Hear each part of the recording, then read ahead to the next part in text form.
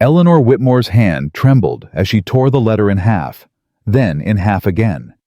The pieces fell like snow onto the frozen platform. Horace Pritchard was already walking away. Hadn't even waited for her to speak. Just one look at her face, at the silver threading through her hair, and he'd decided. Too old. Not what he wanted. Not worth the trouble. She was 56 years old. She'd buried a husband, survived a fire, crossed half a continent on a promise. And now she stood alone in Montana with nowhere to go. But Eleanor Whitmore had been underestimated before. Before we continue, if you're watching from anywhere in the world, drop your city in the comments below. I want to see how far Eleanor's story travels, and if you believe a woman's worth isn't measured by her age, subscribe to this channel and stay with us until the very end, because what happens next will restore your faith in second chances. The cold hit different in Montana. It didn't just chill, it carved. Eleanor felt it in her bones as she stood on that platform, watching Horace Pritchard disappear around the corner of the freight house. 57 days she'd carried his letter. 57 days of imagining what partnership might feel like. Not love. She hadn't expected love. Just respect, honesty, a chance. Ma'am? She turned. A boy, maybe 14, stood beside a wooden cart loaded with newspapers. His coat was too thin, his eyes too knowing. You need help with that trunk. I need a lot of things, Eleanor said. Help with a trunk isn't one of them. But her hands were numb inside her gloves. When she bent to grip the handle, pain shot through her shoulder, the one that never healed right after the fire. The trunk didn't budge. The boy didn't move closer, just watched, waiting. How much? She asked. 2 bits to the hotel. 3 if you want me to forget I saw you get left behind. Eleanor almost smiled. Smart boy. Smart enough to know when a lady needs discretion more than sympathy. She pulled 3 coins from her pocket. What's your name? Thomas. Thomas Yates. Well, Thomas Yates, you just earned yourself an extra nickel for honesty. He loaded the trunk onto his cart like it weighed nothing. Started pulling it down the platform without waiting for direction. Eleanor followed each step deliberate. She wouldn't rush, wouldn't hide. If this town wanted to watch her walk through shame, they'd have to watch her walk through it with her spine straight. The main street of Sage Creek wasn't much. A general store, a saloon, a church with a crooked steeple, a hotel that looked like it had been beautiful once, maybe 30 years ago. Now it just looked tired. Thomas stopped at the hotel steps. Mrs. Fisher runs the place. She's decent. Won't charge you extra for being a woman alone.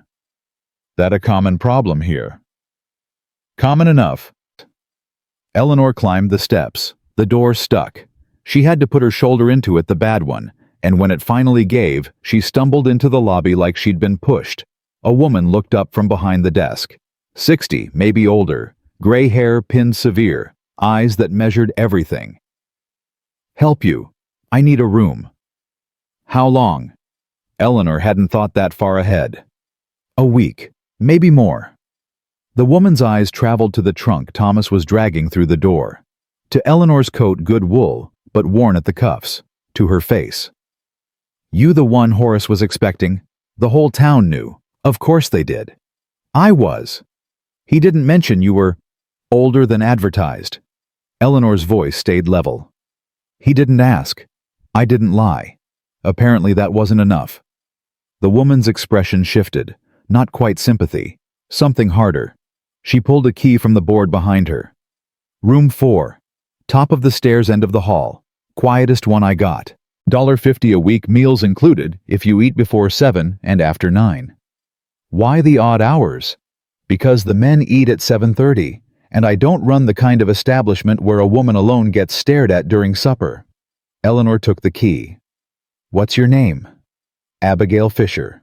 Widow Fisher if you ask anyone in town. Just Abigail if you ask me. Eleanor Whitmore. Also a widow. Also just Eleanor. Abigail nodded once. Sharp. like they'd agreed to something without speaking it aloud. Thomas carried the trunk upstairs. Eleanor followed each step, creaking under her weight. The hallway smelled like old wood and lavender soap. Room 4 was small. A bed, a washstand, a chair by the window. Clean. That was enough. Thomas set the trunk down carefully, didn't speak, just waited. Eleanor gave him another nickel. You know this town well. Well enough? Where would a woman go if she needed work? Thomas shifted his weight, looked toward the window. What kind of work? The kind that pays. I can read, I can write, I can shoot straight and cook plain. I'm not afraid of hard work, and I don't scare easy. Most women here work at the saloon or take in laundry. I'm not most women. No, ma'am. I don't reckon you are. He paused. There's a rancher named Sam Wright. Lost his wife 3 years back.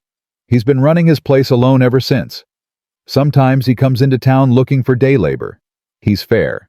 Doesn't talk much, but he's fair. Where's his ranch? 5 miles north. But ma'am, Thomas hesitated. He don't hire women. Then I'll be the first. Thomas almost smiled. Almost. Yes, ma'am. I believe you will. Eleanor didn't unpack. Not yet. Unpacking meant staying. Staying meant accepting.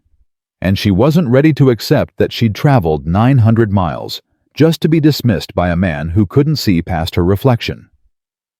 She sat in the chair by the window. Watched the street below. Sage Creek was waking up slow. A man swept the boardwalk in front of the general store. 2 women walked past, heads bent close in conversation. A dog limped across the street looking for scraps. Normal life. The kind that forgets you exist if you let it. There was a knock at the door. Soft. Cautious. It's open. Abigail entered carrying a tray. Coffee, bread, butter that looked like it had been churned that morning. You said meals were at odd hours. I said meals in the dining room were at odd hours. Doesn't mean a woman can't eat in her room when the world's been cruel. Eleanor took the tray. Thank you. Abigail didn't leave. Just stood there, hands folded, weighing something. You planning to stay? I don't know yet. Good. Eleanor looked up. Good? Women who decide too fast usually decide wrong. You take your time. Figure out what you want.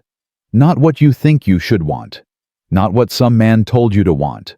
What you actually want. And if what I want isn't here, then you leave.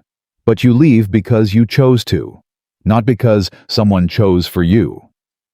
Abigail left before Eleanor could respond. The door clicked shut. The coffee was still hot. She waited until late afternoon. The street had emptied. The sun was starting its slow fall toward the mountains. Eleanor pulled on her coat, buttoned it to her throat, and walked downstairs. Abigail was sweeping the lobby floor. I need to borrow a horse. Abigail stopped sweeping. You know how to ride? I grew up on a farm in Pennsylvania. I've been riding since I was 6. It's not the riding I'm worried about. It's the cold. Temperature drops fast out here. You get caught after dark, you'll freeze. I don't plan on getting caught. Abigail studied her, then nodded toward the back door. Stable's out back. Take the mare in the 3rd stall. Her name's Bess. She's got a gentle mouth, but she doesn't like being rushed. Bring her back before full dark, or I'll send someone looking. Thank you. Don't thank me yet. You might come back wishing you'd stayed in bed. Oh, the mare was brown with a white star on her forehead. She nuzzled Eleanor's palm looking for treats. Eleanor didn't have any, just whispered low and steady while she saddled up. The road north wasn't hard to find. It followed the creek half-frozen water moving slow beneath the ice. Eleanor kept the mare at a walk. No need to hurry, no need to announce herself. 5 miles felt longer in the cold. By the time she saw the ranch, her face was numb and her hands ached inside her gloves. The ranch wasn't much. A cabin, a barn, fences that looked like they'd been mended 100 times. Smoke rose from the chimney, steady, controlled. Someone was home. Eleanor dismounted slow, tied the mare to the fence post, walked to the cabin door, and knocked. Nothing. She knocked again. Harder. The door opened. Samuel Wright wasn't what she expected. Tall, yes. Broad-shouldered, yes. But his face was weathered in a way that came from wind and worry, not just age. His hair was more gray than brown. His eyes were the color of creek water in winter. He looked at her, didn't speak. "Mr. Wright." "That's right." "My name is Eleanor Whitmore. I'm looking for work." "I don't hire women." "I'm not asking you to hire a woman. I'm asking you to hire someone who can work. If I can't do the job, don't pay me. If I can pay me what it's worth." He didn't move, didn't blink. "What makes you think you can do ranch work?" "I grew up on a farm. I've mucked stalls and mended fences and hauled water. I can shoot. I can ride. I don't complain and I don't quit." "Why aren't you married?" "I was. He died." "Why didn't you stay back east?" "Because there was nothing left for me there." Samuel Wright studied her face. She didn't look away, didn't soften her expression, just waited. "You got a place to stay?" "For now." "Can you be here at dawn?" Eleanor's heart kicked hard against her ribs. "Yes." "Then be here at dawn. We'll see if you're still standing by noon." He started to close the door. "Mr. Wright." He paused. "Thank you." "Don't thank me yet. You might regret it." The door closed. Eleanor walked back to the mare, untied her, mounted slow. Her hands were shaking, not from cold, from something else. Something that felt dangerously close to hope. She made it back to town just as the sun touched the mountains. Abigail was waiting on the porch, arms crossed. "You're late." "I'm here." "You find what you were looking for." Eleanor dismounted, led the mare toward the stable. "I found work. With Sam Wright. You know him." "Everyone knows him. He's decent, fair, keeps to himself. Lost his wife to fever 3 years back. Hasn't been the same since." Eleanor unsaddled the mare, brushed her down slow. "He said if I can't do the work, he won't pay me. And if you can, then maybe I'll have a reason to stay." Abigail didn't respond right away. Just watched Eleanor work, steady, methodical, no wasted movement. "You're tougher than you look." "I've had to be." "Good, because this town eats the weak." Eleanor didn't sleep much that night. She lay in bed, listening to the wind rattle the window frame, listening to voices downstairs, men drinking, women laughing, the piano playing something slow and sad. She thought about Horace Pritchard, about the way he'd looked at her and decided she wasn't worth his time, about the letter she'd torn into pieces and left on the platform. She thought about Samuel Wright, about the way he'd measured her with his eyes, not judging, just weighing, deciding. She thought about Pennsylvania, about the farm she'd grown up on, about her husband Thomas, kind, quiet Thomas, who'd died coughing blood into a handkerchief, about the fire that had taken their house 6 months later, about the nothing she'd left behind. She was 56 years old. She'd been dismissed, widowed, burned out. But she was still here, still breathing, still trying. And tomorrow she'd find out if that was enough. Dawn came cold and gray. Eleanor dressed in layers, wool and flannel, and determination. She braided her hair tight, laced her boots to the top, walked downstairs before the dining room opened. Abigail was already in the kitchen. She handed Eleanor a cloth bundle without a word. "What's this? Biscuits, bacon? Coffee's in the canteen. You'll need it." Eleanor took the bundle. "I can pay?" "You can pay when you get paid. For now, just don't die out there. I don't want to explain to Sam Wright why I sent him a frozen woman." Eleanor almost smiled. "I'll do my best." The ride to the ranch felt shorter in daylight. The sky was beginning to lighten pale blue at the edges, gold where the sun would rise. Eleanor's breath clouded in the cold. The mare moved steady beneath her. Samuel Wright was already in the barn when she arrived. He looked up when she entered. Didn't seem surprised. "You're early." "I didn't want to be late." He handed her a pitchfork. "Start with the stalls.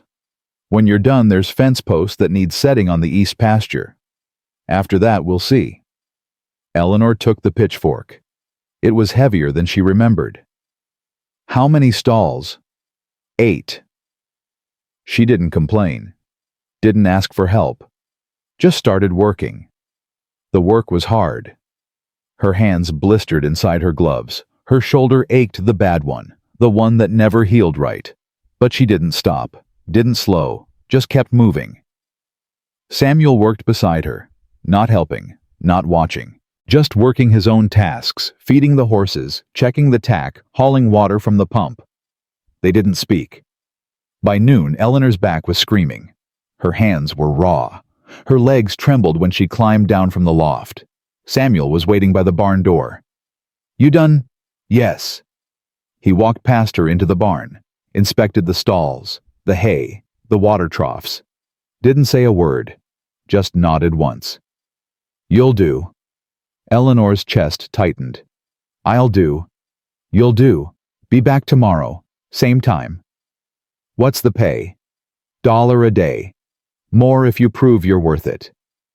$1 a day. It wasn't much, but it was something. It was hers. "Thank you, Mr. Wright." He looked at her then. Really looked. "Sam.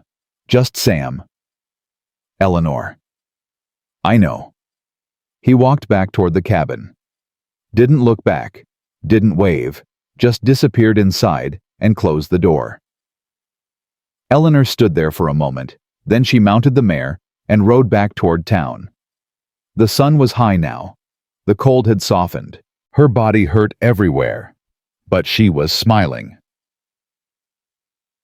That night, Eleanor counted her money. Not much. Enough for 2 more weeks at the hotel if she was careful. Enough for food. Enough to survive. She thought about writing a letter. To her sister back east. To the cousin in Philadelphia. But what would she say? That she'd been rejected. That she was working on a ranch for $1 a day. That she was 56 and starting over. She didn't write the letter. Instead, she sat by the window and watched the street below. Watched men stumble out of the saloon. Watched women hurry home before dark. Watched the town settle into itself for another night. There was a knock at the door. "Come in." Abigail entered carrying a basin of hot water and a jar of salve. "For your hands." Eleanor looked down. Her palms were blistered and bleeding. "How did you know?" "Because I've done that work, and I know what it costs." Eleanor took the basin, dipped her hands in the water. The heat stung, then soothed.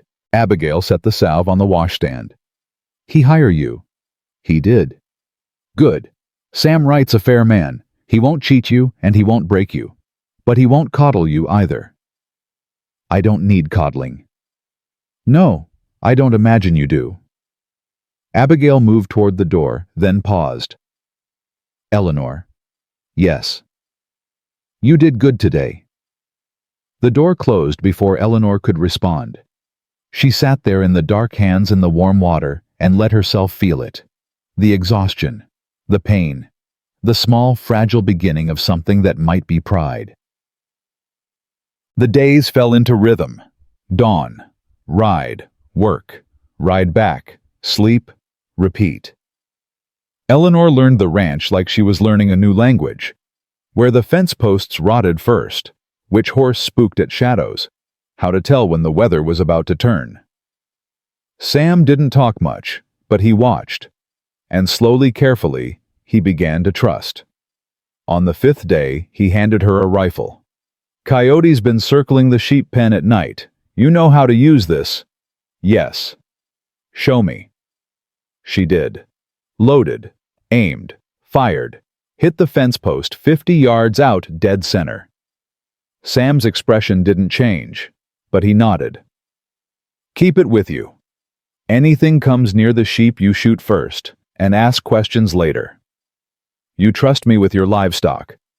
I trust you know the difference between a coyote and a dog. It wasn't a compliment, but coming from Sam Wright, it felt like one. 2 weeks and Eleanor was riding back to town when she saw him. Horace Pritchard. He was standing outside the general store talking to a woman, young, maybe 25, blonde hair pinned neat under a bonnet. She was smiling. Eleanor didn't stop, didn't slow, just rode past like he was a stranger. But Horace saw her. She felt his eyes, felt the moment he recognized her. Eleanor. She kept riding. Eleanor, wait? She didn't. He caught up to her at the edge of town, grabbed the mare's bridle. Eleanor, please. She looked down at him. Waited. I wanted to apologize. I was foolish. I judged too quickly. You judged exactly as you intended. I didn't mean... Yes, you did. You wanted someone young enough to give you children. I'm not that person. You made the right choice. But I've been thinking. Don't. Eleanor's voice stayed level. Don't think about me. Don't apologize to me. Don't try to repair something that was never worth building. Eleanor. I hope you find what you're looking for, Horace. I truly do, but it's not me, and I'm grateful for that. She pulled the mare's bridle free and rode away. This time, he didn't follow. That night, Abigail brought supper to Eleanor's room, stew and bread and something that might have been apple pie. You didn't come down for dinner. I wasn't hungry. That's a lie. Abigail set the tray on the table. But it's your lie, so I'll let you keep it. Eleanor smiled despite herself. Thank you. Abigail sat in the chair by the window. I saw Horace try to talk to you today. News travels fast. News travels at the exact speed it's meant to. What did he want? To apologize. Did you accept? No. Good. Man like that doesn't deserve forgiveness he didn't earn. They sat in silence for a while. Eleanor ate. Abigail watched the street. You're different, Abigail said finally. Different how? When you first got here, you were angry, hurt. Now you're just here, present, like you finally stopped fighting something. Eleanor set down her spoon. I stopped fighting the idea that I needed to prove I was worth someone's time. I'm worth my own time. That's enough. Abigail smiled. Not big, just enough. You're going to be just fine, Eleanor Whitmore. 3 weeks in, Sam asked her to stay for supper. It wasn't a grand invitation, just a quiet statement after a long day of setting fence posts. I made stew. You're welcome to stay. Eleanor hesitated. Not because she didn't want to, because she did. I don't want to impose. You've been working here 3 weeks. It's not an imposition. It's a meal. She stayed. The cabin was small, clean, sparse, a table, 2 chairs, a fireplace that held the only real warmth in the room. The stew was simple. Beef, potatoes, carrots, salt, nothing fancy. It was the best meal Eleanor had eaten in months. They ate in silence. Not awkward, just quiet. The kind that comes from 2 people who don't need words to fill space. This is good, Eleanor said finally. It's stew. It's still good. Sam almost smiled. Almost. My wife used to say that. She'd make the simplest thing bread and butter and act like it was a feast. Eleanor set down her spoon. You miss her. Every day. How long were you married? 23 years. That's a long time. Not long enough. They sat in silence again. The fire crackled. Outside, the wind picked up slow at first, then building. Storm's coming, Sam said. I should go. You should stay. Eleanor looked at him. He didn't look away. I won't make it back before the storm hits. And I won't have you freezing to death because you were too stubborn to wait it out. Where would I sleep? Guest room. It's small, but it's warm. Eleanor weighed the offer, not the practicality, the meaning. All right. Sam nodded, stood, started clearing the dishes. Eleanor helped. They worked side by side, washing, drying, putting away, not speaking, not needing to. When the dishes were done, Sam showed her to the guest room. It was small, a narrow bed, a quilt that looked like it had been stitched by hand. Bathroom's down the hall. There's water in the pitcher if you need it. I'll be up early. So will I. He paused in the doorway. Eleanor? Yes. You did good work today. Thank you, Sam. He closed the door. Eleanor sat on the bed. The quilt smelled like cedar and something else, something that might have been lavender. Outside the storm hit. Wind howled. Snow fell fast and heavy. But inside, Eleanor was warm. And for the first time in months, she slept without dreaming. Morning came with silence. The storm had passed. Eleanor woke to light filtering through frost on the window and the smell of coffee drifting from the kitchen. She dressed quickly, braided her hair, smoothed the quilt on the bed like she'd never been there. Sam was at the stove when she emerged. He glanced up, nodded once. Coffee's hot. Thank you. She poured herself a cup, stood by the window. The snow outside was deep, fresh, untouched except for tracks leading from the barn. You've already been out. Horses needed feeding. Eleanor set down her cup. I should have helped. You were sleeping. That's not an excuse. It's not a criticism either. Sam filled his own cup. Storm like that, you take rest when you can get it. They drank in silence. Eleanor watched the way light caught the snow, the way it made everything look clean, new. How long have you been alone out here? Sam didn't answer right away, just stared into his cup like the coffee might give him the words. 3 years, 2 months, 16 days. Eleanor turned to look at him. His face was still, but his eyes weren't. You count the days? At first I did. Then I tried to stop. Didn't work. What was her name? Catherine. Kathy. He paused. She hated Catherine. Said it made her sound like someone's maiden aunt. What was she like? Sam smiled then. Small. Sad. She talked to the chickens like they were people. Named every one. Got furious when I couldn't tell Bessie from Matilda. He looked at Eleanor. She would have liked you. How do you know? Because she didn't like people who tried too hard. And you don't try at all. You just are. Eleanor felt something shift in her chest. Not big, just enough to notice. I should get back to town. Abigail will worry. Road's still blocked. Won't clear until noon at least. Then I'll help you dig it out. Sam almost smiled. I figured you would. They worked together, shoveling snow, breaking ice, clearing a path wide enough for the mare to pass. The work was hard, cold. Eleanor's hands went numb inside her gloves. Her breath came in clouds, but she didn't complain. By the time the road was passable, the sun was high. Sam walked her to the mare, helped her mount even though she didn't need help. Eleanor. She looked down at him. You're welcome here. Anytime. Storm or no storm. She nodded, didn't trust her voice. I'll see you tomorrow, Sam. Tomorrow. She rode back to town slow. The mare picked her way through snow that hadn't been there yesterday. Everything looked different, cleaner, quieter. Eleanor thought about the way Sam had said Catherine's name, the way he'd smiled when he remembered the chickens, the way he'd counted the days since she died.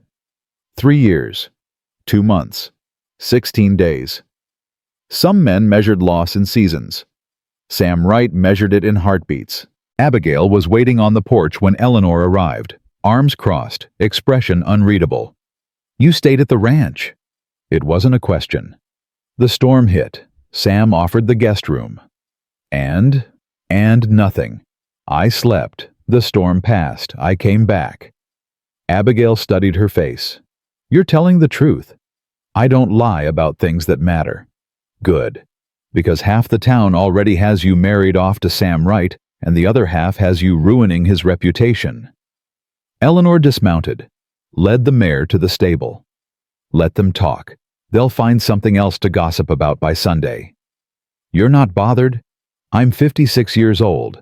I stopped being bothered by gossip around the same time I stopped caring what men thought of my hair." Abigail laughed. Actually laughed. "Lord, I like you." Eleanor smiled. The feeling's mutual. The next week passed like water. Steady. Inevitable. Eleanor fell into the rhythm of the ranch like she'd been born to it. Up before dawn. Work until dusk. Ride back to town. Sleep. Repeat. But something was changing. Sam started talking more. Not a lot, but more. He'd mention things, small things. How the north pasture flooded every spring. How the barn roof needed patching before winter came again. How he'd been thinking about getting a dog but couldn't bring himself to name it. Why not? Naming something means keeping it, and I'm not sure I'm ready to keep anything I might lose. Eleanor understood that. She'd lost enough to know the fear. What if you named it something temporary, something that didn't feel permanent? Like what? Dog. Sam looked at her. "You want me to name a dog Dog? Why not? Then if it dies, you haven't lost anything but dog, which is just a word." He almost smiled. "That's the saddest thing I've ever heard." Or the smartest. Maybe both. On Friday, Sam asked her to help with the cattle. They were moving them to the winter pasture. It was hard work, long work, the kind that left your legs sore and your voice hoarse from shouting. Eleanor rode alongside Sam, keeping the stragglers in line, watching for breaks in the fence. The cattle moved slow, stubborn, like they knew winter was coming and didn't want to meet it. "You're good at this," Sam said. "I grew up doing it." Still, most people forget you didn't. Some things you don't forget, even when you want to. He looked at her then, really looked. "You ever regret coming west?" Eleanor thought about Horace Pritchard, about the letter torn to pieces on the platform, about the weeks of wondering if she'd made the worst mistake of her life. "No, I regret the reason, but not the coming." "What was the reason?" "I thought I needed someone to make me whole. Turns out, I just needed to remember I already was." Sam didn't respond, just nodded once, and they kept riding. That night Sam asked her to stay for supper again. She did. This time he made biscuits. They were burned on the bottom, but she ate them anyway. "These are terrible," she said. "I know." "You should let me make them next time." Sam looked up. "Next time?" Eleanor felt her face warm. "If there is one." "There will be." They cleaned up together, same as before, washing, drying, not speaking, just being. When Eleanor went to leave, Sam stopped her at the door. "Eleanor." "Yes." "You don't have to keep riding back to town every night. The guest room's still here. You can stay whenever you want." She turned to face him. His expression was careful, measured, like he was offering something fragile and didn't want her to drop it. "Are you asking me to move in?" "I'm asking you to stop wasting time on the road when there's a bed here going empty." "That's not an answer." "No, it's not." He met her eyes. "I don't know what this is. I don't know what it's becoming, but I know I like having you here. And I think you like being here. So maybe we stop pretending there's a reason you need to leave." Eleanor's heart was beating too fast, too hard. "People will talk." "People are already talking." "Your reputation." "Died with my wife. I don't care what this town thinks of me. I care what you think of me." Eleanor took a breath. Let it out slow. I think you're one of the most decent men I've ever met. And I think if I stay here, I'll fall for you. And I don't know if I'm ready for that." Sam nodded. "Then don't stay. Not yet. But when you are ready, if you ever are, the door's unlocked." He didn't wait for her to respond, just stepped back. Let her go. Eleanor rode back to town in the dark. Her hands were shaking on the reins. Not from cold, from something else. Something that felt dangerous and safe all at once. She didn't sleep that night, just lay in bed staring at the ceiling, thinking about the guest room at the ranch, about the way Sam said her name, about the fact that she was 56 years old and terrified of wanting something again. By morning, she'd made her decision. She packed her trunk, not everything, just enough. Her dresses, her books, the photograph of Thomas she kept wrapped in cloth at the bottom. Abigail found her in the hallway. "You're leaving." "I'm moving. There's a difference." "To Sam's ranch." "Yes." Abigail didn't look surprised, just tired. "You know what this town will say." "I know, and I don't care. You should care. Words have weight here." "Then I'll carry the weight. I've carried worse." Abigail stepped closer. Her voice dropped. "Eleanor, I like you. I respect you. But I've seen what this town does to women who step outside the lines. It's not pretty." "I'm not asking for pretty. I'm asking for honest. And Sam Wright is the most honest man I've met in 20 years. That doesn't mean he'll marry you." "I don't need him to marry me. I need him to see me. And he does." Abigail was quiet for a long moment. Then she nodded. "All right. But if this goes wrong, if he breaks your heart, or this town breaks your spirit, you come back here. Room 4 will always be yours." Eleanor hugged her, fast, hard. "Thank you. Don't thank me. Just don't make me regret caring about you." Eleanor loaded the trunk onto the wagon she'd borrowed from Thomas Yates. The boy helped without asking questions, just lifted and tied and stepped back. "You need me to drive you?" "No, I can manage." "Yes, ma'am. I reckon you can." She drove out of town slow. Didn't look back. Didn't wave. Just kept her eyes on the road ahead. The ranch looked different in morning light. Less lonely. More like home. Sam was in the barn when she arrived. He heard the wagon, came out, stopped when he saw the trunk. "You stayed up all night thinking, didn't you?" "Yes. And I decided I'm tired of being afraid of what might go wrong. I want to find out what might go right." Sam walked over, took the trunk without asking, carried it inside, set it down in the guest room. "This is still your room, for as long as you want it to be. And if I don't want it to be, then we'll figure it out when we get there." Eleanor smiled. "Fair enough." They worked together that day, same as always, feeding horses, mending fences, hauling water. But everything felt different, lighter. Like the weight Eleanor had been carrying for months had finally set itself down. That night, Sam made stew again. Eleanor made biscuits. They sat at the table eating and not talking, and it felt more like a conversation than most people managed with words. "You're quiet," Sam said finally. "I'm thinking about how strange it is that I came here expecting one thing and found something completely different. Is that good or bad?" "I don't know yet. Ask me in a year." Sam smiled. "I will." 3 days later, Eleanor was in the barn when she heard voices. Men, loud, angry. She stepped out to see 3 riders at the fence. One of them was Horace Pritchard. Sam was already walking toward them. Slow, deliberate, his rifle resting easy in his hands. "Can I help you, gentlemen? We're here about her." Horace pointed at Eleanor. "She's living here, unmarried. It's not decent."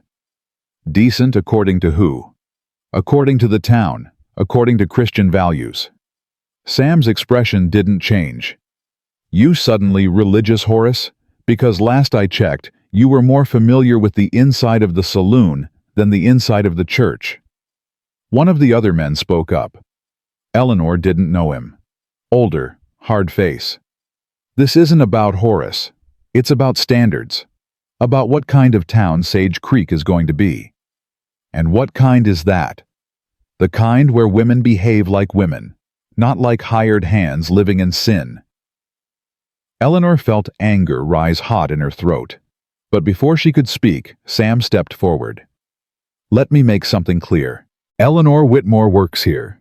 She lives here. What happens between us is none of your business. None of this town's business.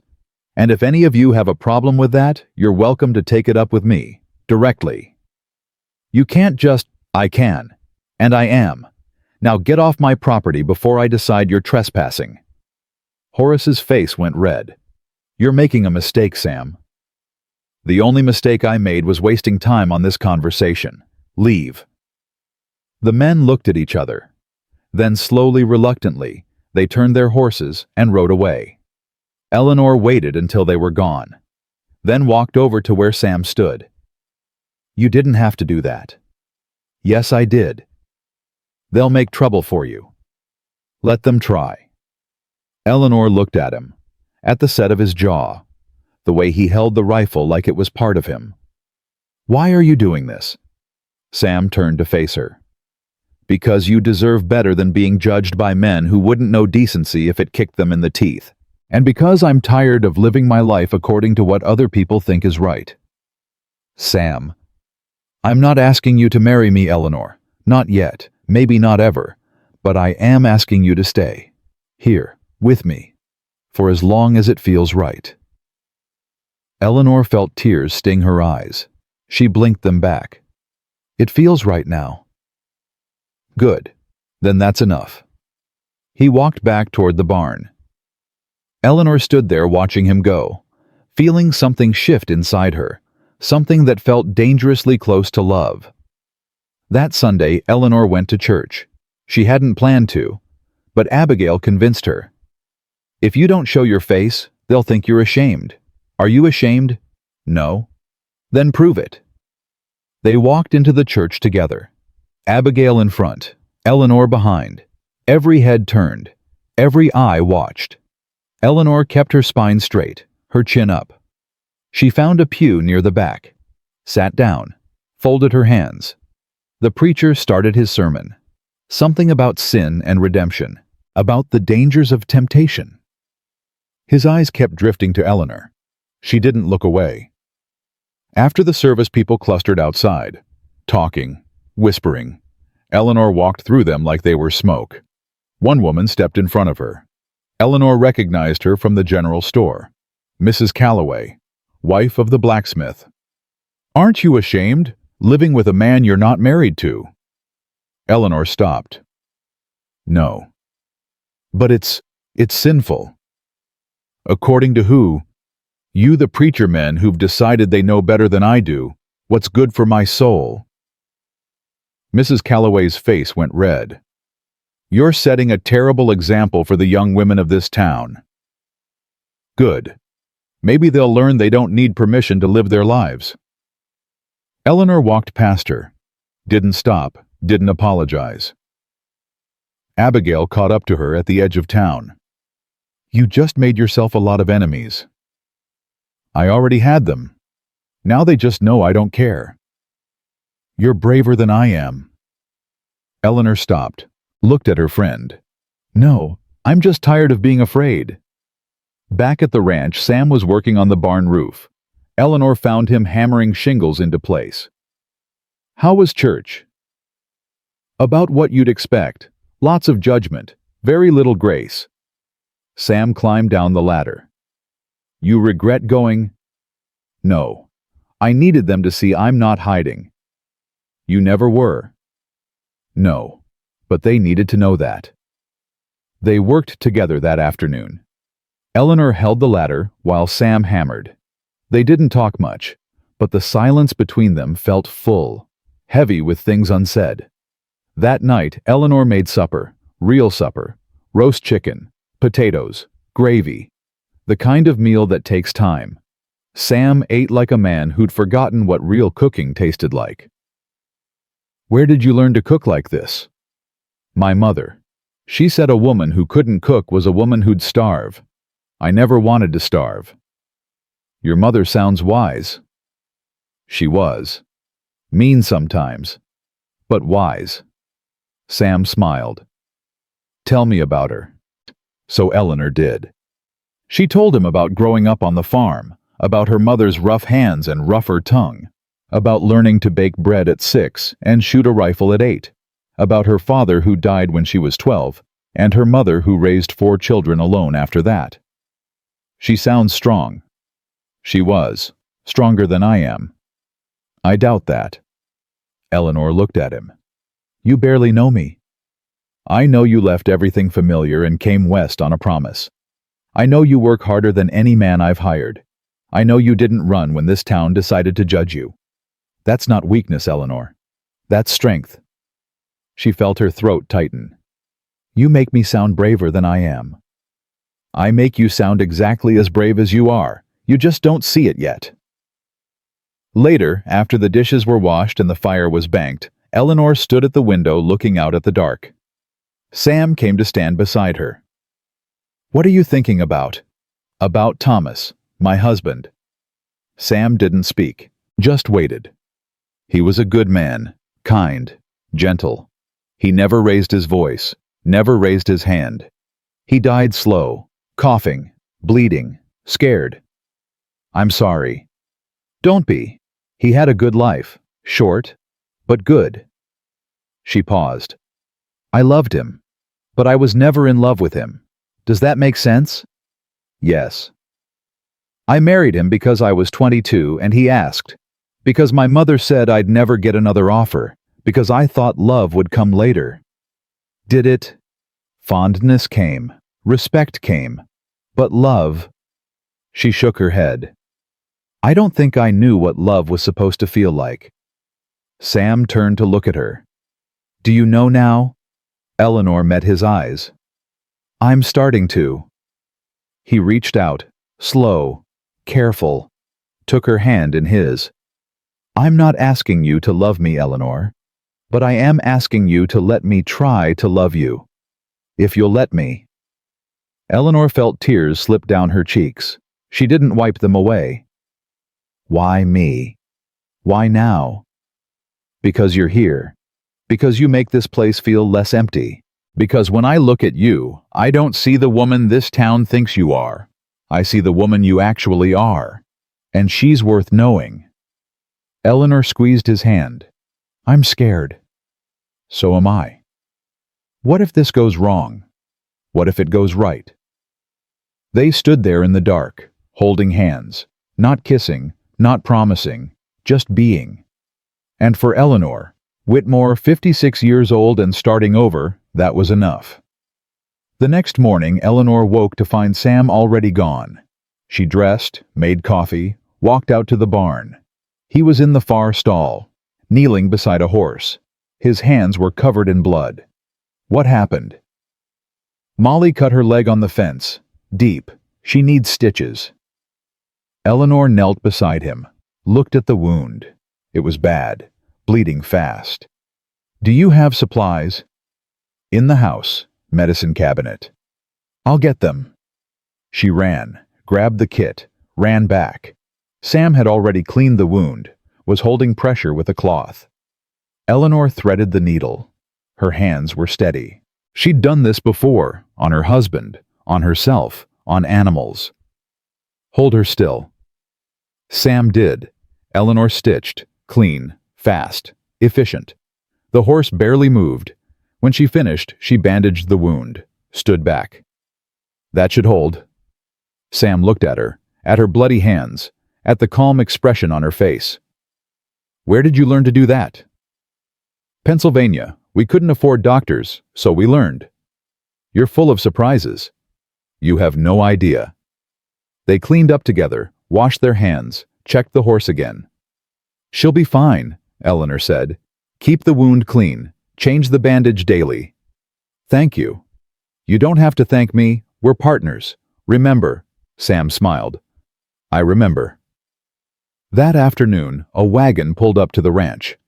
Eleanor didn't recognize it, but Sam's expression went dark. "Stay inside." "Who is it?" "Someone I used to know." Eleanor watched from the window as Sam walked out to meet the wagon. A man climbed down. Tall, thin, hard face. He looked like trouble walked upright. Eleanor couldn't hear what they were saying, but she could see Sam's posture. Tense. Ready. Then the man pulled a gun. Eleanor didn't think. She grabbed Sam's rifle from beside the door. Stepped out onto the porch. "Drop it." The man turned, looked at her, laughed. "Sam's got himself a woman now. Didn't think you had it in you." "I said drop it." "Or what? You'll shoot me." Eleanor fired. The bullet hit the ground 6 inches from his boot. "Next one won't miss." The man's smile died. He looked at Sam. "You really gonna let her threaten me?" "I'm going to let her shoot you if you don't get off my property." The man looked between them. Then slowly, carefully, he holstered his gun. "This isn't over." "Yes, it is. Clayton, you come back here again, I won't stop her from finishing what she started." The man, Clayton, climbed back onto his wagon, rode away. Sam walked over to where Eleanor stood, took the rifle gently from her hands. "You should have stayed inside." "You should have told me you were in danger. I didn't want you involved." "Too late. I'm already involved." Sam looked at her, at the set of her jaw, the fire in her eyes. "Who was he?" "Someone from my past. Someone I owed money to. A long time ago." "How much?" "Enough that he hasn't forgotten." "How much, Sam?" $500. Eleanor felt her stomach drop. $500. That was a fortune. "Do you have it?" "No." "Then what are we going to do?" "We." Eleanor met his eyes. "Yes, we. You said we're partners. Partners don't let each other face trouble alone." Sam reached out, touched her face, gentle, like she was something precious. "You're going to get yourself killed over me." "Maybe. Or maybe I'm going to keep you alive." He pulled her close, held her. Not romantic, just desperate. "I don't deserve you." "Probably not. But you've got me anyway." They stood there on the porch, holding each other, while the sun set and the shadows lengthened, and somewhere in the distance, trouble was planning its return. That night, Eleanor couldn't sleep. She lay in the guest room listening to the house settle around her. Every creak sounded like footsteps. Every gust of wind sounded like voices. She got up, put on her robe, walked to the kitchen. Sam was already there, sitting at the table, a bottle of whiskey in front of him. He wasn't drinking, just staring at it like it might have answers. "Couldn't sleep either." He looked up. "No." Eleanor sat down across from him. "Tell me about Clayton." "There's nothing to tell." "There's $500 to tell. That's not nothing." Sam was quiet for a long time. Then he pushed the bottle away. "My brother, James. He got into trouble. Gambling debts. Bad ones. Clayton Reed owned the saloon where he played. When James couldn't pay, Clayton said he'd kill him." "So you paid it?" "I tried. I gave him everything I had. $200. It wasn't enough. He said he'd take the rest in land, the north pasture, 80 acres. "Did you give it to him?" "No, because before I could, James killed himself. Put a gun to his head in the barn. Left a note saying he was sorry." Eleanor felt her chest tighten. "Sam?" "I buried him. Then I told Clayton the debt died with James. He disagreed. Said I inherited it. Said if I didn't pay, he'd take the land anyway. So I ran him off. Told him if he came back, I'd shoot him." "How long ago was this?" 5 years. "And he's back now." "He's back now." Eleanor reached across the table, took Sam's hand. "We'll figure it out." "There's nothing to figure out. I don't have the money. I don't have the land. All I have is this place and the will to keep it." "Then we keep it." "Eleanor, you don't understand. Clayton Reed isn't the kind of man who gives up. He'll come back. He'll bring men. and when he does, someone's going to get hurt. Then we make sure it's not us. Sam looked at her, really looked. You should leave. Go back to town. This isn't your fight. Yes, it is. You made it mine the moment you let me stay. I can't ask you to risk your life for this. You're not asking. I'm choosing. Sam squeezed her hand, hard, like he was afraid she'd disappear. I don't know what I did to deserve you. You saw me, that's all. You just saw me. They sat there in the dark, holding hands across the table, not solving anything, just not being alone. When morning came, they worked like always, fed the horses, checked the fences, hauled water. But everything felt heavier now, like the air itself was waiting. Eleanor was in the barn when she heard the wagon. She stepped out to see Thomas Yates pulling up. The boy looked nervous. Miss Eleanor. Thomas, what are you doing out here? I came to warn you. Clayton Reed's been in town, asking questions about you, about Mr. Wright, about how long you've been here. What kind of questions? Whether you're married, whether you own the land together, whether there's anyone who'd come if something happened. Sam appeared from the barn. Did he threaten you? No, sir, but he scared Mrs. Fisher. Came into the hotel asking about Miss Eleanor's room. Said he wanted to know if she'd left anything valuable behind. Eleanor felt anger rise hot in her throat. Did Abigail tell him anything? No, ma'am. She told him to get out. But he's planning something. I can feel it. Sam pulled a coin from his pocket, handed it to Thomas. Thank you for the warning. I don't want your money, Mr. Wright. I just want you to be safe. Both of you. We will be, I promise. Thomas nodded, then looked at Eleanor. Miss Eleanor. He asked if you could shoot. I told him I didn't know. I hope that was the right thing to say. It was perfect, Thomas. Thank you. The boy rode away. Sam and Eleanor stood in the yard watching him go. He's coming, Sam said. When? Soon. Maybe tonight. Maybe tomorrow. But soon. Eleanor walked back into the barn, started checking the rifles, loading them, making sure they were ready. What are you doing? Getting prepared. You said he's coming, so we'll be ready when he does. Eleanor. Don't. Don't try to protect me. Don't try to send me away. I'm staying. I'm fighting. And that's the end of it. Sam watched her work. Her hands steady, her jaw set. Then he picked up a rifle and started loading it too. You're the most stubborn woman I've ever met. Good. Then we're evenly matched.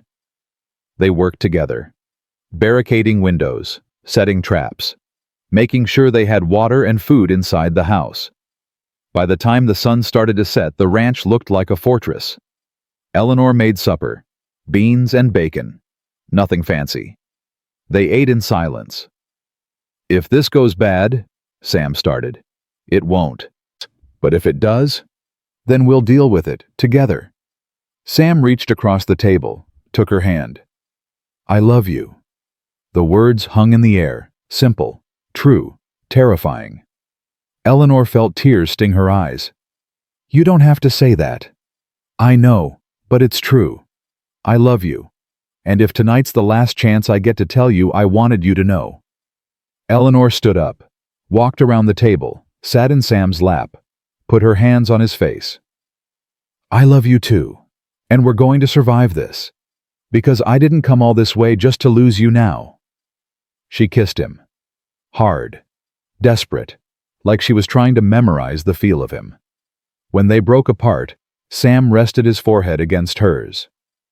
Whatever happens, we face it together. Together. They sat there holding each other until the last light faded from the sky. Then they took up positions. Sam at the front window, Eleanor at the back, both armed. Both ready. The night stretched long. Every sound was amplified. The wind, the horses shifting in the barn, the creak of the house settling. Then around midnight, they heard it. Hoofbeats, multiple horses, coming fast. Sam moved to the door. Eleanor to the window. How many? 4. Maybe 5. Can you see Clayton? Front rider? That's him. The riders stopped at the fence. Clayton climbed down. Walked to the middle of the yard. Sam Wright, I know you're in there. Sam didn't answer. I've come for what's owed $500, or the deed to this land. You've got 10 seconds to decide. Eleanor looked at Sam. He shook his head. You're not welcome here, Clayton. Leave now, or I'll make you leave. Clayton laughed. You and what army? You're alone. Sam, just you and some woman who doesn't know when to quit. Eleanor stepped to the door, opened it, stood in the doorway with her rifle raised. He's not alone. Clayton stared at her, then laughed harder. You think I'm scared of a woman? You should be, because unlike Sam, I've got nothing to lose. And that makes me a lot more dangerous than you think. One of the riders shifted. Eleanor recognized him. Deputy Cole, Martin Cole, the young lawman who'd been suspicious of her when she first arrived. Mrs. Whitmore, you should step inside. This is men's business. Deputy, with all due respect, this is my business. This is my home. And these men are trespassing. Clayton pulled his gun. Last chance, Sam. Eleanor fired. The bullet hit the dirt 2 feet in front of Clayton, close enough to spray dust on his boots. Next one goes through your chest. Clayton's expression changed. Not scared, but calculating. Like he was reassessing the situation. You really want to die for this man. I don't plan on dying at all, but if I do, I'm taking you with me. The standoff held. Nobody moved. Nobody breathed. Then Deputy Cole spoke up. Clayton, this has gone far enough. The debt died with James Wright. You know it. I know it. Everyone in town knows it. You're just here because your pride's hurt. Stay out of this, Martin. I can't, because if anyone dies tonight, I'll have to arrest whoever's left standing, and I don't want that person to be you. Clayton looked at the deputy, at Eleanor, at the dark windows where Sam was watching. This isn't over. Yes, it is, Eleanor said. Because if you come back, I won't miss, and I won't hesitate. I've buried one man I loved. I won't bury another because you're too proud to let go of a dead man's debt. Clayton stared at her for a long moment. Then he holstered his gun, climbed back on his horse. You're going to regret this. I doubt it. Clayton rode away. His men followed. Deputy Cole stayed behind. Mrs. Whitmore, Mr. Wright. Sam opened the door, stepped out. Thank you, Martin. Don't thank me. Just don't give him another reason to come back. We won't. The deputy looked at Eleanor. You really would have shot him. Without question. He almost smiled. I believe you. He tipped his hat. Ma'am, sir, you folks have a good night. He rode away into the dark. Sam and Eleanor stood in the yard. The adrenaline was draining away, leaving them shaky and exhausted. That was the bravest thing I've ever seen, Sam said. That was the stupidest thing I've ever done. Maybe both. Eleanor laughed. It came out half sob. I thought he was going to kill us. So did I. They walked back inside, locked the door, checked all the windows. Then they sat at the table, neither speaking, just breathing. Eleanor. Yes. I meant what I said. I love you. I know. I love you too. Will you marry me? Eleanor's head snapped up. What? Will you marry me? I know it's fast. I know we barely know each other. But I've lived enough life to know when something's worth keeping. And you're worth keeping. Eleanor felt tears spill down her cheeks. Sam, you don't have to answer now. Just think about it. I don't need to think about it. She reached across the table, took both his hands. Yes, I'll marry you. Sam stood up, pulled her to her feet, kissed her like the world was ending, and she was the only thing worth saving. When they broke apart, Eleanor was crying and laughing at the same time. I'm 56 years old. I thought I was done with all this. All what? Love, marriage, starting over. I thought my life was finished. It's not finished. It's just beginning. They held each other in the middle of the kitchen. Two people who'd been broken by life and were trying to piece themselves back together. When? Eleanor asked. Tomorrow. Next week. Whenever you're ready. Tomorrow. Sam pulled back, looked at her. Tomorrow. Why wait? We both know what we want. Let's just do it. The whole town will talk. They're already talking. Let's give them something worth talking about. Sam smiled. Really smiled. The kind of smile that reached his eyes and made him look 10 years younger. All right then. Tomorrow. They spent the rest of the night planning. Not a big wedding, just simple, honest. The preacher. Maybe Abigail. Maybe Thomas. That was all they needed. When morning came, they rode into town together, went straight to the church. The preacher was sweeping the steps. He looked up, saw them coming. His expression went wary. Mr. Wright, Mrs. Whitmore. Reverend Harris, Sam said. We'd like to get married. When? Today. The Reverend blinked. Today. Right now if possible. Mr. Wright, I don't think... Reverend, I've lived in this town for 15 years. I've paid my tithes. I've been a faithful member of this church. I'm not asking for your blessing. I'm asking you to do your job. The Reverend looked at Eleanor. Mrs. Whitmore, are you certain about this? I've never been more certain of anything in my life. He studied them both, then nodded. All right, give me 10 minutes to prepare. They waited outside. Sam paced. Eleanor sat on the steps. You nervous? Terrified. Why? Because I'm happy, and every time I've been happy, something's come along to take it away. Eleanor stood up, took his hands. Then we'll fight to keep it, just like we fought last night. What if it's not enough? Then we'll fight harder. The Reverend opened the door. We're ready. Inside the church was empty except for them. No flowers, no music, just the three of them standing at the altar. Do you have rings? Sam pulled something from his pocket. A simple gold band. This was my mother's. Eleanor's throat tightened. Sam, I want you to have it. The ceremony was quick. Simple. The Reverend spoke the words. Sam and Eleanor repeated them. And just like that, they were married. When the Reverend said, "You may kiss your bride," Sam pulled Eleanor close and kissed her like they had all the time in the world.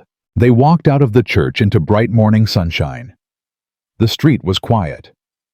A few people watched from storefronts, whispered, stared. Eleanor didn't care. She was married to Sam Wright, and that was the only thing that mattered. They stopped at the hotel. Abigail was behind the desk. She looked up, saw them, saw the way they were holding hands. You did it. We did it. Abigail came around the desk, hugged Eleanor hard. I'm happy for you. Truly. Thank you. For everything. You're welcome. Now get out of my hotel. You've got a husband to feed.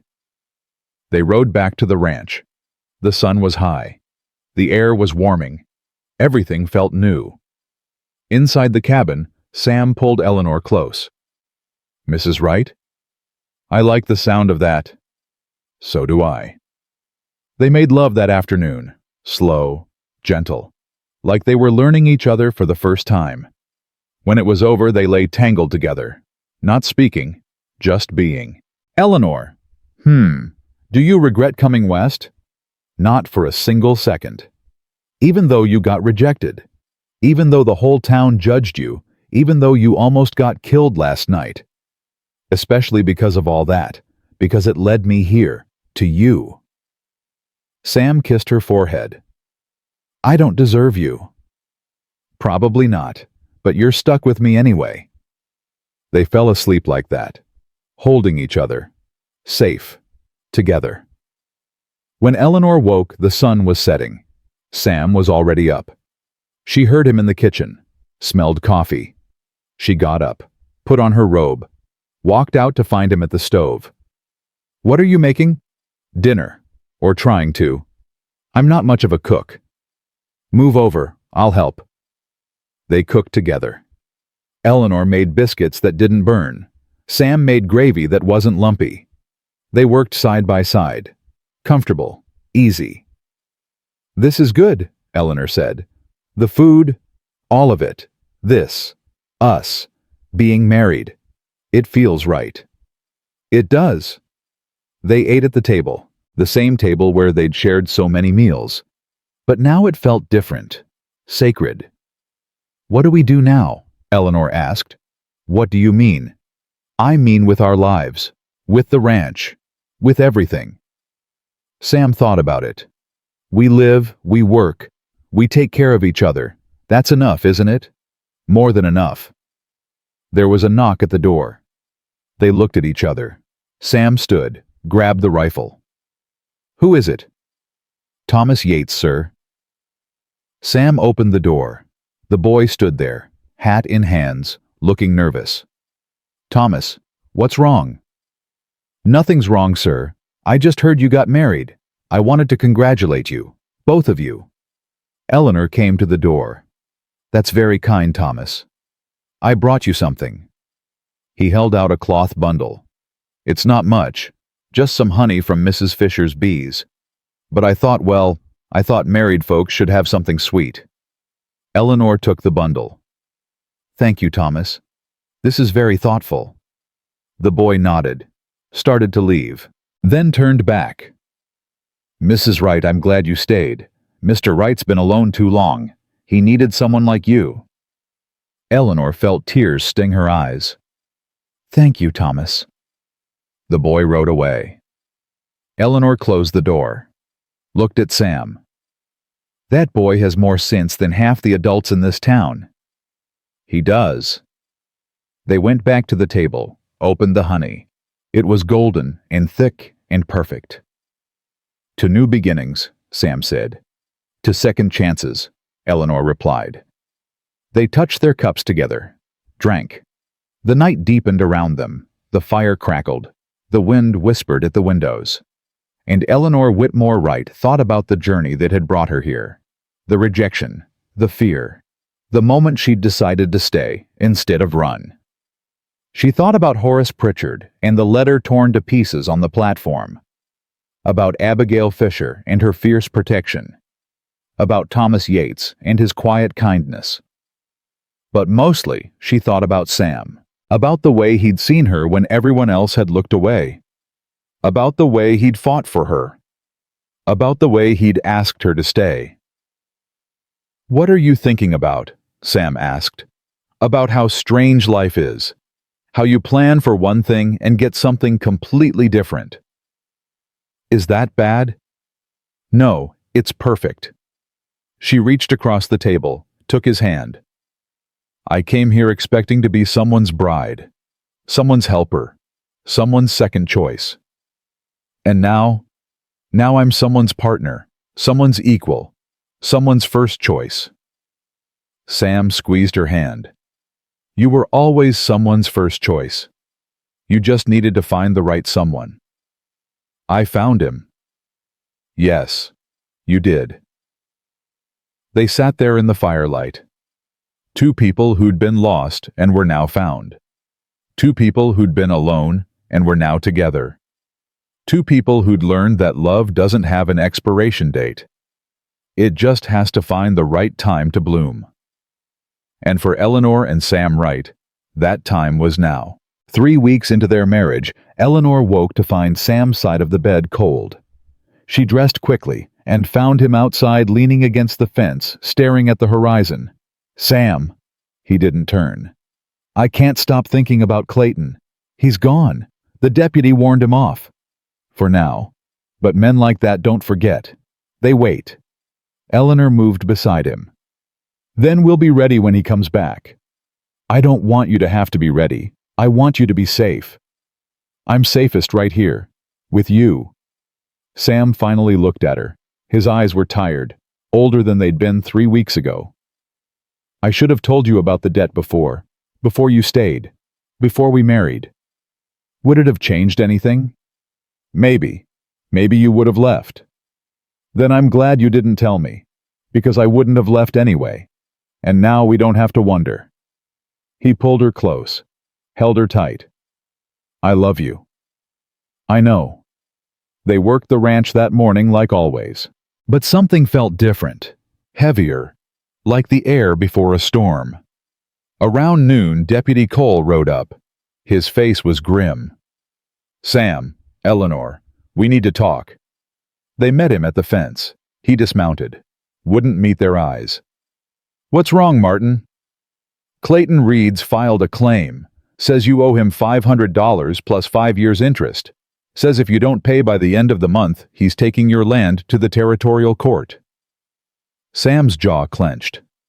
On what grounds? Says he has a signed contract from your brother. Says the debt transfers to family.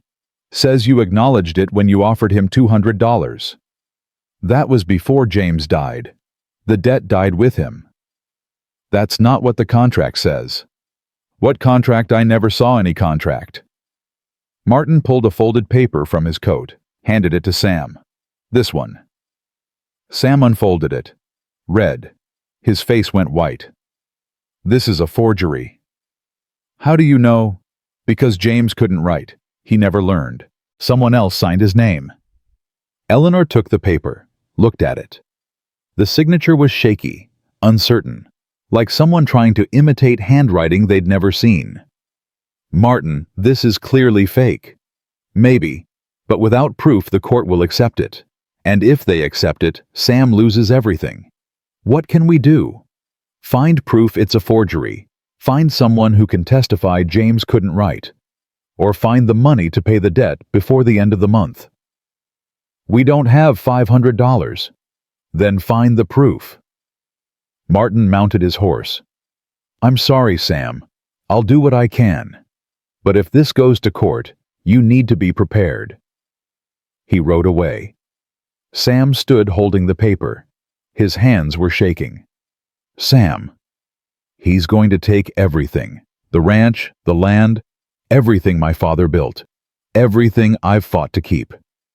Eleanor took the paper from his hands, folded it carefully. No, he's not. Because we're going to prove this is fake. How? We find someone who knew James. Someone who can testify he couldn't write. Everyone who knew James is dead or gone. Not everyone. What about the Reverend?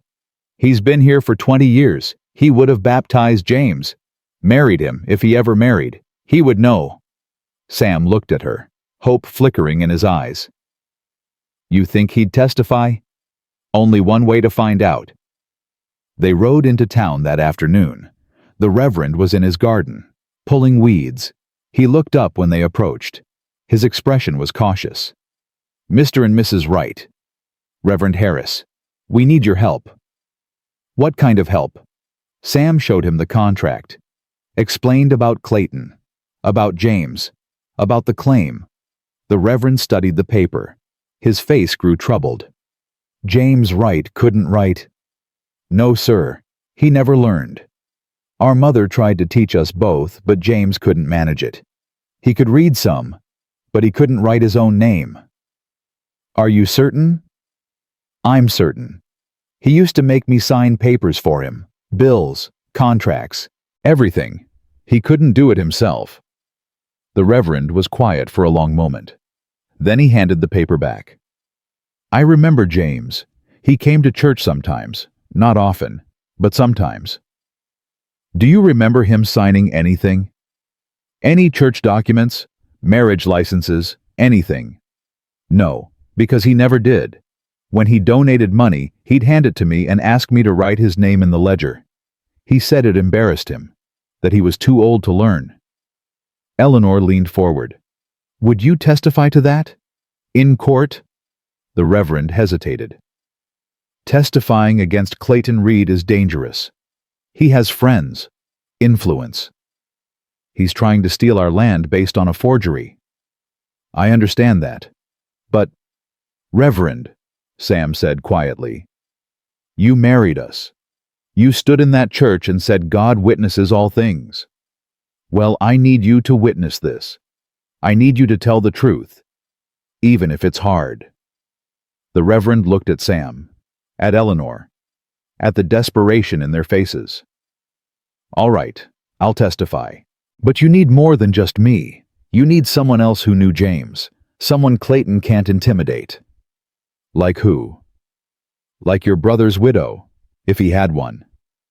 Sam shook his head. James never married. Then a friend, a business partner, someone. Eleanor thought for a moment. What about the saloon owner, the one before Clayton bought the place? Harold Finch. Yes, if Clayton bought the saloon from him, Harold would know whether the contract existed before or after James died. Sam turned to the Reverend. Where is Harold Finch now? Last I heard he moved to Billings, opened a general store there. That's 3 days' ride. Then we better start riding. They left the next morning. Eleanor insisted on coming. Sam tried to argue, but she wouldn't hear it. I'm not staying here alone while Clayton's circling. If we're going down, we're going down together. They rode hard, stopped only to rest the horses, slept under the stars wrapped in blankets. It wasn't romantic. It was cold and hard and exhausting. But they were together. On the third day they reached Billings, found the general store. Harold Finch was behind the counter, older, grayer, but still sharp-eyed. Sam Wright, as I live and breathe. Thought you were dead. Not yet. What brings you all the way to Billings? Clayton Reed. Harold's expression darkened. That snake still causing trouble? He's claiming my brother owed him money. Says he has a contract. What kind of contract? Sam showed him. Harold studied it, then shook his head. This is fake. How do you know? Because I owned that saloon when James played there, and James never signed anything, not once. He'd bet on credit and pay cash the next day. No contracts, no IOUs, nothing written. Would you testify to that? Harold looked at Sam, at Eleanor. Clayton Reed threatened my family when I sold him the saloon. Said if I ever spoke against him, he'd burn down my store. That was 5 years ago. I've kept quiet ever since. Harold, please. He's going to take everything if we can't prove this is fake. I have a wife, grandchildren. I can't risk them. Eleanor stepped forward. Mr. Finch, I understand you're afraid. I would be too. But if good people stay silent because they're scared, men like Clayton win. And they keep winning. Until there's no one left to stand up to them. Harold looked at her. Really looked. Who are you? Eleanor Wright, Sam's wife. You got courage, Mrs. Wright. Coming all this way. Fighting this fight. It's not courage. It's survival. And I'm asking you to help us survive. Harold was quiet for a long time. Then he sighed. All right. I'll testify. But if Clayton comes after me, you better be ready to stand with me. We will. They rode back to Sage Creek slower. Tired, but hopeful. The court date was set for 2 weeks out. They spent those weeks preparing, gathering evidence, talking to anyone who might have known James. The night before the hearing, Eleanor couldn't sleep. She got up, found Sam in the barn. What are you doing out here? Thinking. About losing. About what happens if the judge rules against us. Eleanor sat beside him in the hay. Then we start over, somewhere else. I've lived on this land my whole life. My father built this ranch. My mother's buried here. I can't lose it. You won't lose it. We're going to win. How do you know? Because we have the truth, and the truth has to matter. The truth doesn't always matter, Eleanor. Sometimes money matters more. Then we make it matter. We fight until we can't fight anymore. Sam pulled her close. I'm scared. So am I. But we're scared together. And that makes us stronger. They sat in the barn until morning, holding each other, preparing for battle. The courthouse was packed. Half the town had come to watch. Eleanor saw Abigail in the back row, Thomas Yates beside her, Deputy Cole standing near the door. Clayton Reed sat at the front, smug, confident, his lawyer beside him, a man in an expensive suit with cold eyes. The judge entered. Everyone stood. "Be seated. We're here to settle a matter of debt between Clayton Reed and Samuel Wright. Mr. Reed, present your case." Clayton's lawyer stood, smooth, polished. "Your Honor, my client holds a contract signed by James Wright for a gambling debt of $500. James Wright died before paying. The debt transfers to his brother Samuel Wright as next of kin. Mr. Wright, your response?" Sam stood, Eleanor beside him. Their lawyer was a young man from Billings, nervous but determined. "Your Honor, we contend this contract is a forgery. James Wright was illiterate. He couldn't write his own name. We have witnesses who will testify to this fact." "Call your first witness." Reverend Harris took the stand, testified about James, about the church records, about how James always asked someone else to write for him. Clayton's lawyer cross-examined, hard, aggressive. "Reverend, isn't it possible James learned to write later in life, after he stopped attending church?" "No. I saw him 2 months before he died. He still couldn't write." "But you can't be certain this signature isn't his." "I'm certain he couldn't write. Therefore, this signature cannot be his." The lawyer sat down, looking frustrated. "Call your next witness." Harold Finch took the stand, testified about the saloon, about James's gambling, about the lack of contracts. "Mr. Finch, you sold the saloon to Mr. Reed, correct?" "Yes." "And at that time, did you turn over all records and contracts?" "Yes." "So it's possible this contract existed and you simply don't remember it?" "No. Because I kept meticulous records, and James Wright never signed anything in my establishment." "Perhaps after you sold the saloon. Perhaps the contract was created then." "James was already dead when I sold the saloon."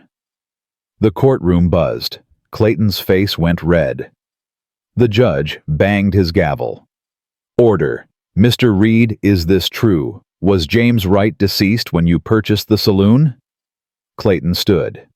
"He was, but the debt existed before his death. The contract was created to document an existing obligation." "Created by whom?" "By James, before he died. But if he couldn't write, he dictated it. I wrote it. He made his mark." "That's a lie." Sam stood up. "James would never have agreed to that." "Order." The judge banged his gavel again. "Mr. Wright, control yourself, or I'll hold you in contempt."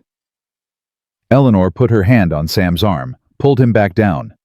The judge looked at the papers, at the signatures, at the witnesses. "This court will recess for 1 hour while I review the evidence." They waited outside. Sam paced. Eleanor sat on a bench. Harold Finch smoked a cigarette. "We did all we could," Harold said.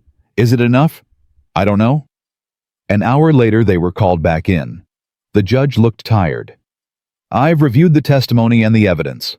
While I find it suspicious that Mr. Wright's brother couldn't write yet, supposedly signed this contract, I cannot definitively prove it's a forgery. However," Eleanor's heart sank. "However, I also cannot ignore the testimony of credible witnesses who state the deceased was illiterate. Therefore, I'm ruling that while the debt may have existed, this particular contract is not sufficient evidence to transfer that debt to Samuel Wright." Case dismissed. The courtroom erupted. Clayton stood up, furious. "This is an outrage. Mr. Reed, the ruling stands. If you have other evidence, you're welcome to file a new claim. But based on what's been presented today, I find in favor of Mr. Wright." Eleanor grabbed Sam's arm. He was shaking. Not from fear, from relief. "We won. We won." They walked out of the courthouse into bright sunshine. Abigail was waiting, So was Thomas. So was half the town. Abigail hugged Eleanor. Hard. I'm proud of you. Thank you for everything. Thomas shook Sam's hand. Congratulations, sir. Thank you, Thomas. They rode back to the ranch in silence. Not because they had nothing to say. Because words weren't enough. At home, they sat on the porch, watching the sun set, holding hands. I thought we'd lost everything, Sam said. But we didn't. Because of you. You knew what to do. You knew who to find. We did it together. No, you did it. You saved this place. You saved me. Eleanor turned to look at him. You saved yourself when you asked me to stay. Everything else was just details. They sat there as darkness fell. Two people who'd fought for what they loved and won. Clayton Reed left town the next day, packed up, disappeared. No one knew where he went. No one cared. Deputy Cole stopped by the ranch a week later. Just wanted to check on you folks, make sure everything's all right. Everything's fine, Martin. Thank you. For what? For standing with us, for warning Clayton off, for being on the right side. Martin nodded. That's my job. But between you and me, I'm glad it worked out this way. You're good people. You deserve to be happy. After he left, Eleanor turned to Sam. He called us good people. We are good people. We're also people who've been through hell and came out standing. That too. Eleanor looked around the ranch, at the barn, the fences, the land stretching toward the mountains. This is home now. It's been home since you got here. No, it's been a place I lived. Now it's home. There's a difference. Sam pulled her close. What's the difference? Home is where you fight to stay. And I'll fight to stay here for the rest of my life. Good, because I'm not letting you go anywhere. They went inside, made supper, washed dishes, did all the ordinary things that married people do. But nothing felt ordinary anymore. Because they'd fought for this, earned this, proved that love wasn't about age or timing or circumstances. It was about choosing each other, every day, no matter what. And Eleanor Wright, who'd come to Montana expecting rejection and found partnership instead, finally understood what it meant to be home. Not in a place, in a person, in a life they'd built together. One difficult, beautiful, worth-it day at a time. Spring came slow to Montana. The snow melted in patches. The creek swelled with runoff. And Eleanor found herself standing at the window one morning watching green push through brown earth like hope through hard ground. What are you thinking about? Sam asked from behind her. About how different everything looks now. Different how? Alive. Like the land's waking up. Like we're waking up with it. Sam moved beside her, wrapped his arms around her waist. We've been awake for months. No, we've been surviving. There's a difference. She was right. The months since the trial had been about proving they could make it. Working until exhausted, falling into bed too tired to talk, getting up and doing it again. But now the immediate danger had passed.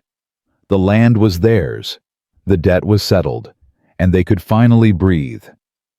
I want to plant a garden, Eleanor said suddenly. A garden, vegetables, herbs, maybe some flowers, something that grows because we tend it, not because we have to. Sam smiled.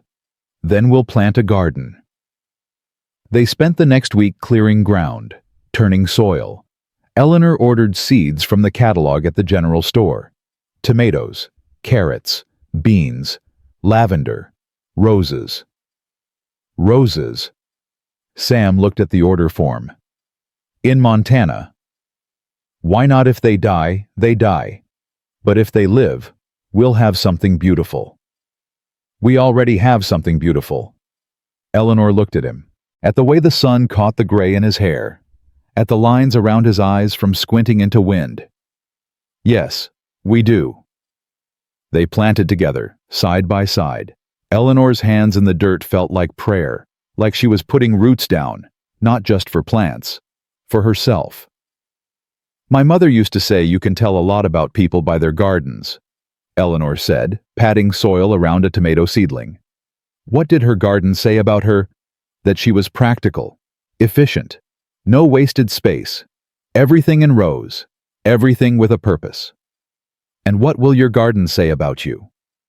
Eleanor looked at the slightly crooked rows, at the roses planted where they probably shouldn't grow, at the lavender mixed in with the vegetables because she liked how it looked. That I'm still learning, that I'm willing to try, that I believe in second chances even for flowers. Sam reached over, squeezed her hand, got dirt all over both of them. "I love you." "I know." That afternoon, Abigail drove out to the ranch. She'd never visited before, always waited for Eleanor to come to her. "This is a surprise," Eleanor said, wiping her hands on her apron. "I brought you something." Abigail handed her a basket. Inside were cuttings from her own garden: sage, thyme, mint. "Thought you might want these for your kitchen." Eleanor felt tears sting her eyes. "Thank you." "Don't cry. They're just plants." "No, they're not just plants. They're you saying I belong here." Abigail's expression softened. "Of course you belong here. I knew that the day you walked into my hotel and refused to be pitied." They sat on the porch, drank tea, talked about everything and nothing, about the town, about the ranch, about how strange life could be. "I never thought I'd have this," Eleanor said. "At my age, I thought I was done." "We're never done. We just sometimes forget we're still living." "Were you ever married, Abigail?" "Once. Long time ago. He died in a mining accident. I was 32. Thought my life was over. Spent 5 years believing it." She paused. "Then one day I woke up and realized I was still breathing, still moving, still here. So I bought the hotel, started over." "Do you ever regret it? Not remarrying?" "Sometimes. But then I remember that being alone isn't the same as being lonely. And I'd rather be alone than with the wrong person." Eleanor nodded. "I was with the wrong person for 15 years. He wasn't bad. Just wrong. For me. And Sam's right. Sam's perfect. Not because he's perfect, but because he sees me. Really sees me. And he likes what he sees. That's rarer than gold." "I know." After Abigail left, Eleanor planted the herbs in the garden, right in the center, where she could see them from the kitchen window. That night, Sam came in from the barn looking troubled. "What's wrong?" "One of the mares is pregnant. I didn't realize until today." "That's good news, isn't it?" "It should be, but she's old, 12 years. This might be difficult for her." Eleanor moved to him, put her hands on his face. "Then we'll help her through it." "Eleanor, if she dies?" "Then we'll have tried, but we won't assume the worst. We'll prepare for it, but we won't assume it." Over the next weeks, they watched the mare carefully, fed her extra, kept her close. Eleanor read everything she could find about horse births. Sam built a special stall. They prepared, and they waited. The mare went into labor on a Tuesday night. Hard labor. Long. Eleanor stayed with her the whole time, talking soft, stroking her neck, telling her she was strong. She could do this. Sam paced outside the stall. "How much longer?" "However long it takes." "Eleanor, if you need to step away." "I'm not stepping away. I've birthed calves, lambs. A horse is just bigger." "Eleanor." "Sam, trust me." He did. 3 hours later, the foal came. Wet, shaky, alive. The mare was exhausted, but breathing. Eleanor cleaned the foal, made sure it was nursing, then stepped back. She did it. Sam pulled her close. She was covered in blood and birth and sweat.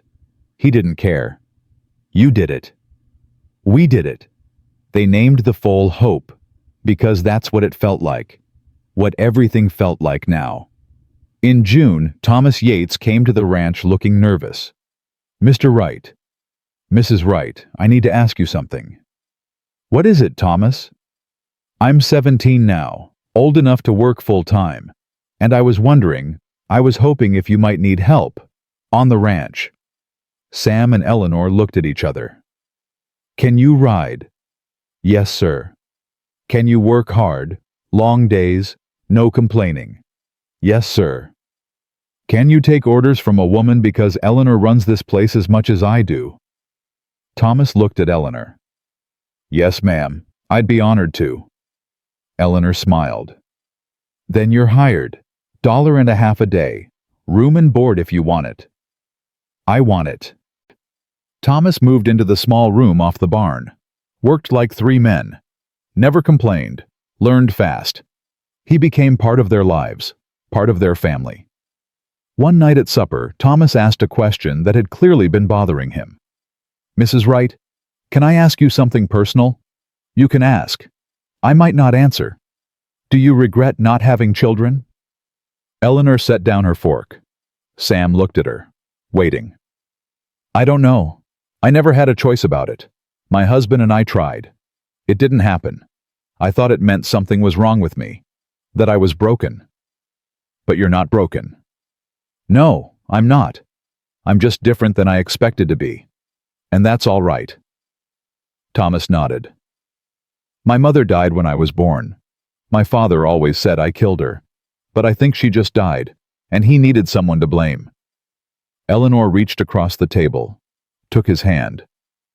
You didn't kill your mother, Thomas. Life killed her, and your father was wrong to blame you. Do you think she would have loved me?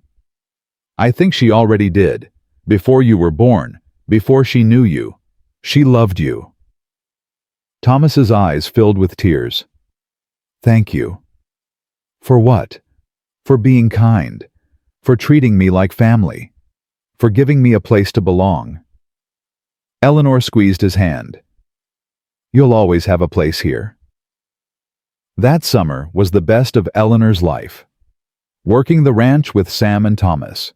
Tending her garden. Watching the roses bloom despite the odds. The town slowly changed its mind about her. Not all at once, not dramatically, but in small ways. Women nodded to her at the general store. Men tipped their hats. The preacher asked her to help with the church social.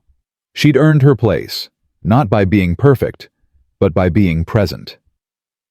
In August, Abigail got sick. Fever, cough, getting worse.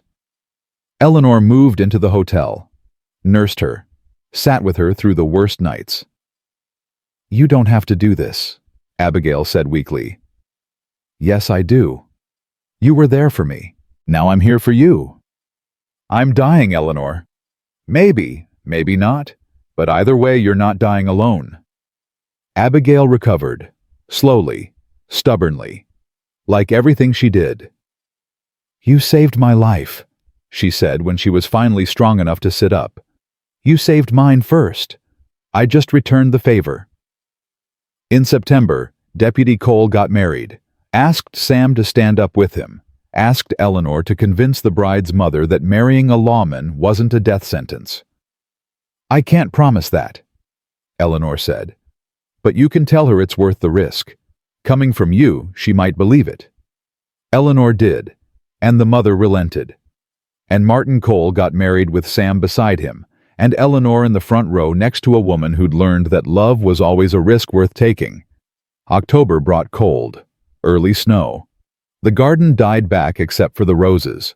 Somehow the roses survived. I told you they would, Eleanor said, looking at the late blooms. You did. I should have believed you. You believe me now, always.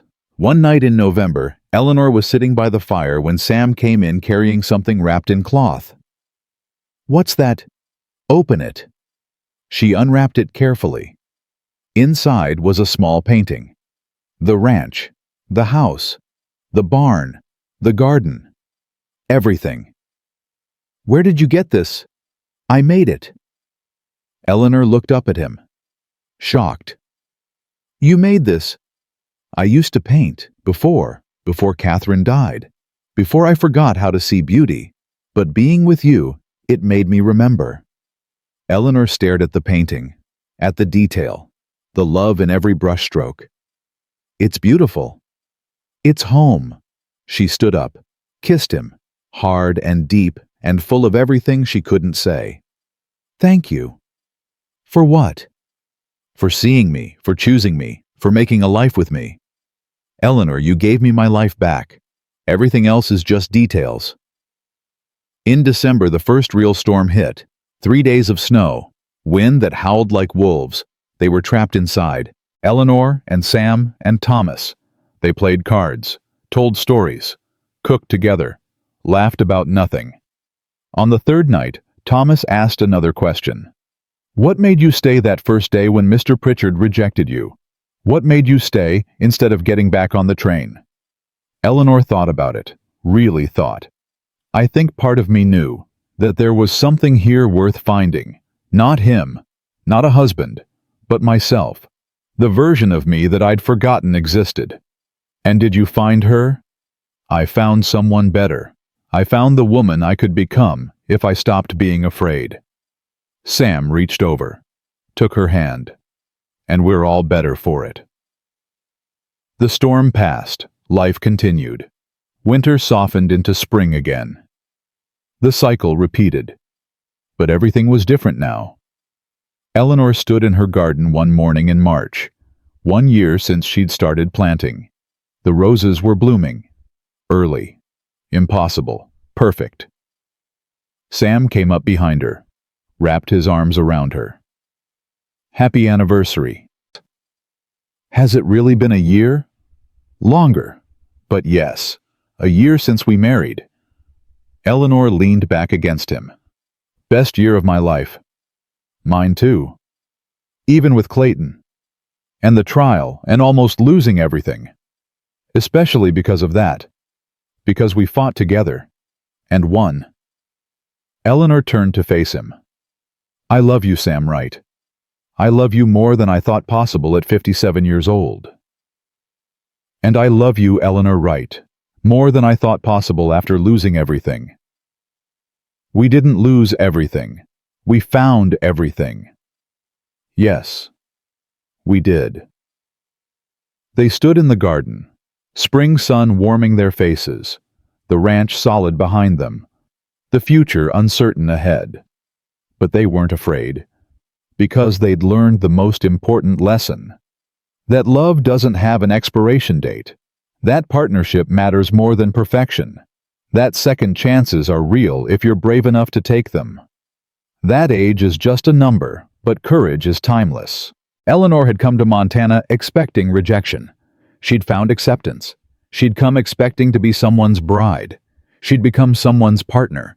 She'd come thinking her life was over. She'd discovered it was just beginning.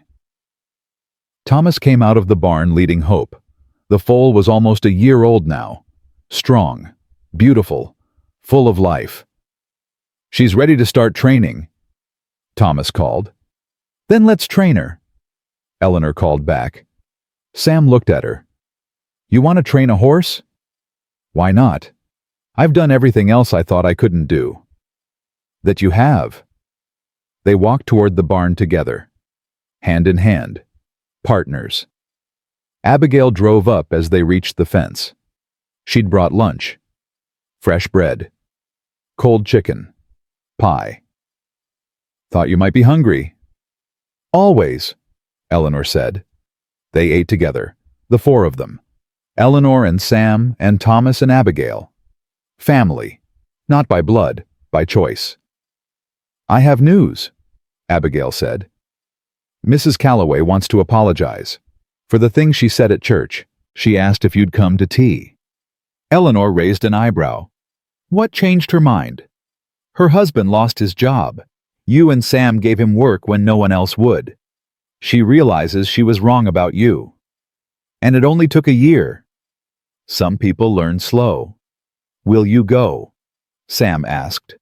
Eleanor thought about it. About holding grudges versus extending grace. Yes, I'll go. Not because she deserves my forgiveness, but because I deserve to let it go. That's very mature of you. Don't sound so surprised. They laughed, all of them. The sound carried across the ranch, across the land, into the future.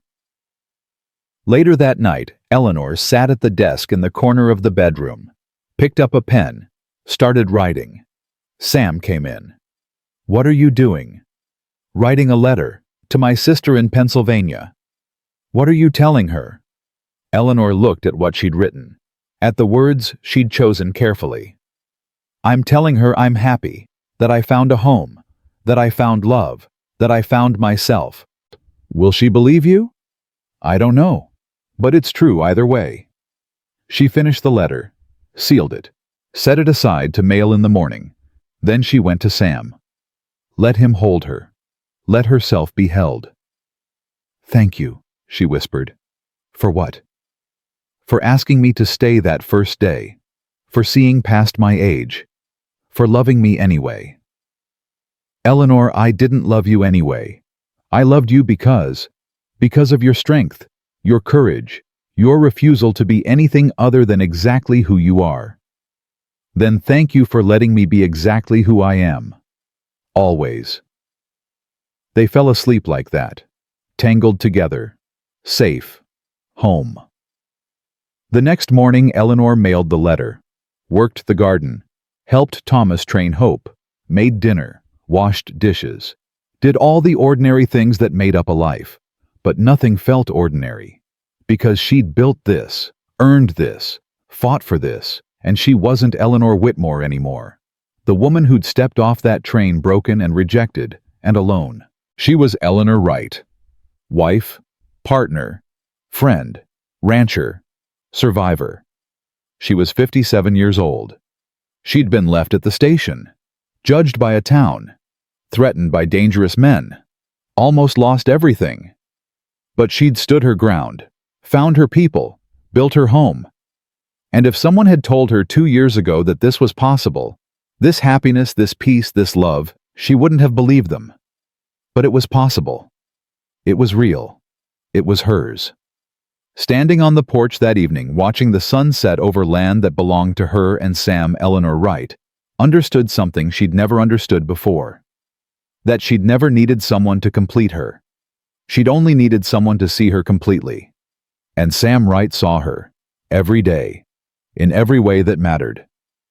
The wind whispered across the prairie. The horses shifted in the barn.